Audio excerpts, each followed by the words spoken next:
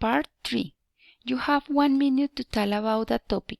First, read the task and prepare your answer. Then speak for 1 minute. Part 3. Question 1 of 1. All university students should do part-time jobs while they are studying. What are the advantages? What are the disadvantages? What is your own opinion?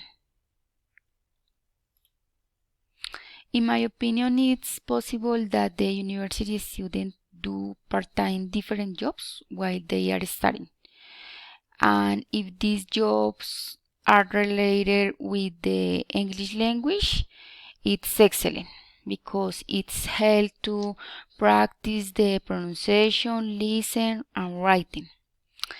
The advantages are mainly the experience and the practice of the English language.